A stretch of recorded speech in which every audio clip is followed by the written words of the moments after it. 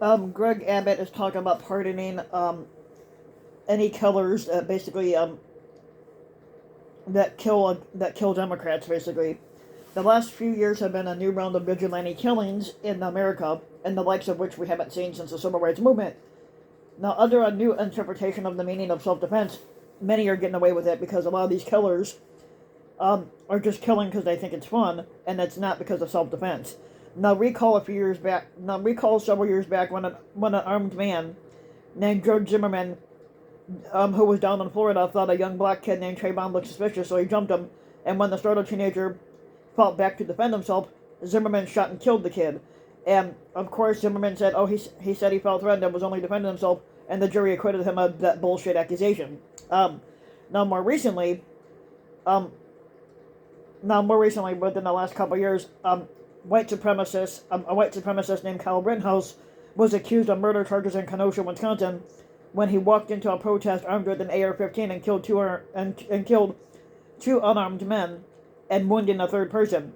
Now, Rittenhouse may have been the one armed with the semi-automatic rifle, but he said he felt threatened by the protesters to open fire when the protesters posed no threat to him, and the jury found that to be a reasonable reaction, which it wasn't.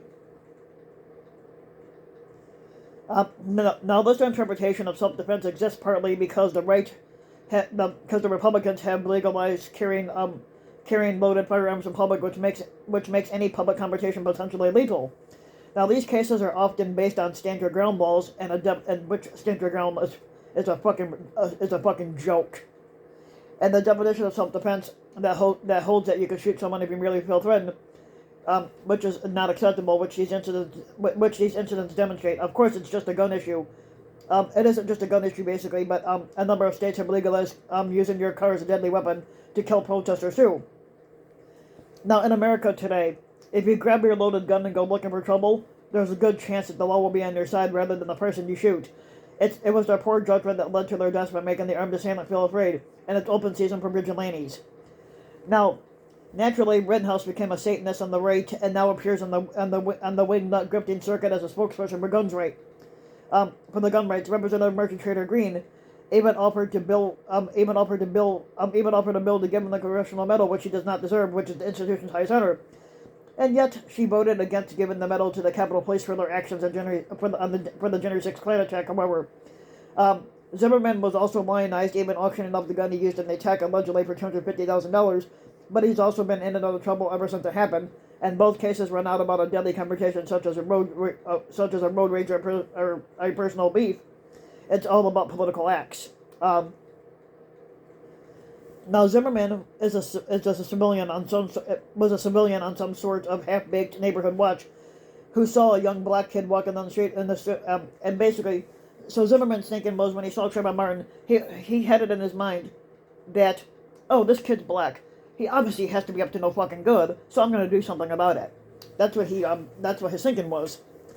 And even without, so basically all he saw was a black kid walking down the street and assumed that the kid had to be up to no good without any evidence to support his claims at all.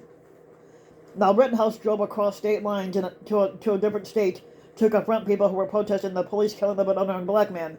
And this is the real agenda of the gun proliferation fetishes: the ability to be armed at all times and shoot their enemies with impunity. And it hasn't yet panned out across the board. The vigilante killing of jogger Ahmaud Arbery in Georgia at the hands of three white men who chased him in a truck and shot him when he didn't immediately comply with their order to stop had ended with the guilty verdict on the state murder charges and a federal conviction for a hate crime. Down in Texas, a would-be white supremacist called Rittenhouse named Daniel Perry was just convicted of murder for shooting a protester when he drove his car into a Black Lives Matter protest in June of 2020. Now, Perry, who's an Army sergeant and a part-time Uber driver, had said on Facebook chats that he might have to kill a few people on his way to work because they were riding outside his apartment complex, and said that he might go to Dallas to shoot some more protesters. He even discussed this with a friend, and how one could get away with it by claiming self-defense.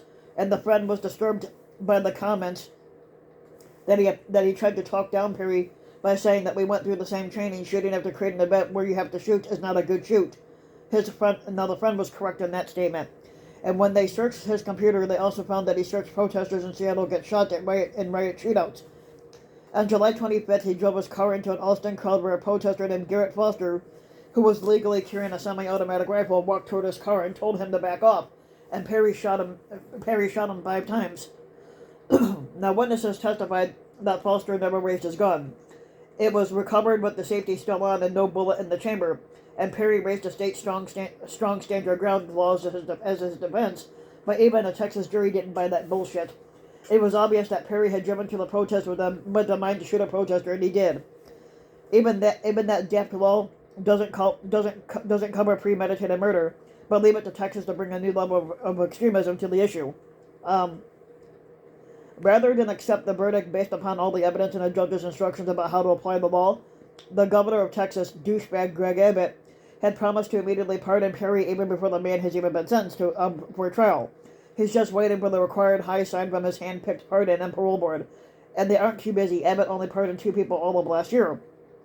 Now, vigilantism is a very old story in America, and one of its prominent characteristics has been that it always seems to be most prevalent when it is encouraged or condoned by political power and law enforcement. It's most often been used against racial minorities, particularly black Americans, during the horrific post-Reconstruction period and Jim Crow all the way up to today.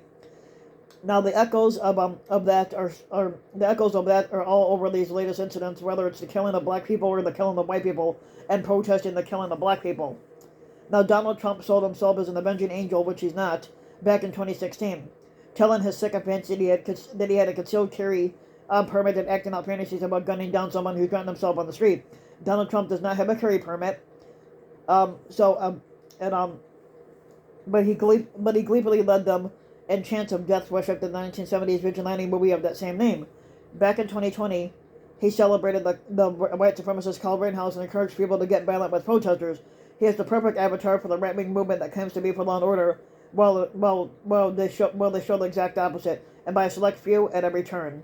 So if you like the video, you can get the video, like and subscribe to my channel, RBW King. You can also hit the notification bell, and subscribe, so you can hit the notification bell so that you know when a new video comes out. You can also hit the subscribe button to subscribe to the channel. Also leave a comment, let me know what you think, and if you want to support my work even further, you can donate to my Patreon link, which you can find in the About section of YouTube, and for just as little as a few bucks a video or a month, your donation can help go a long way, and thanks for listening.